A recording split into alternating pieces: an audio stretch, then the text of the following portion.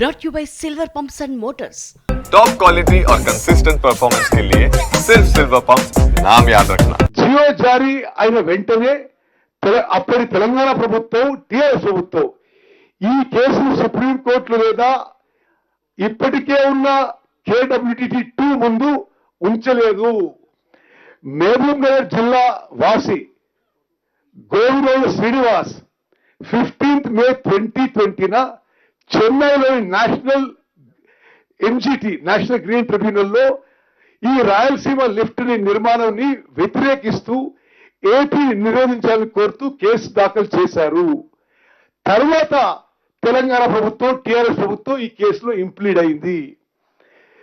దురదృష్టవశాత్తు ఆగస్టు 8, 2013 చాలా ముందుగా ప్రారంభించబడిన ముందు జియో ఇవ్వబడిన మరి పాలమూరు రంగారెడ్డి లిఫ్ట్ ఇరిగేషన్ పథకం మరి ముందు దర్యాప్తు కోసం జియో ఇవ్వబడింది.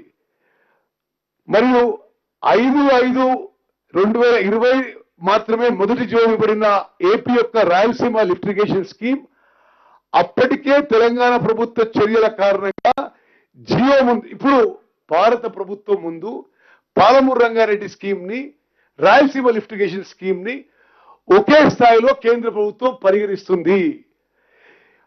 2013లో ఇచ్చిన జియో ప్రకారం వాళ్ళ మొదటి 10 years ఒకవేళ టిఆర్ఎస్ ప్రభుత్వం వేగవంతంగా పాలమూరు రంగారెడ్డి మీద పనులు చేసి ఉంటే 2019 వరకు పూర్తయ్యేది.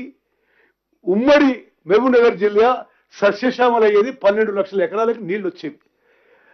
మరి అప్పటి తెలంగాణ ప్రభుత్వం టిఆర్ఎస్ ప్రభుత్వం 2019 నాటికి Palamuru Rangareddy lift irrigation scheme నిర్మాణ పనులు పూర్తి చేసి ఉంటే ఆంధ్రప్రదేశ్ యొక్క రాయలసీమ లిఫ్ట్ తో పోలిస్తే తెలంగాణలో పాలమూరు రంగారెడ్డి స్కీమ్ కి నీటి కేటాయింపులో కానీ లీగల్ స్టేటస్ లో కానీ చాలా బెటర్ పొజిషన్ ఉండేది.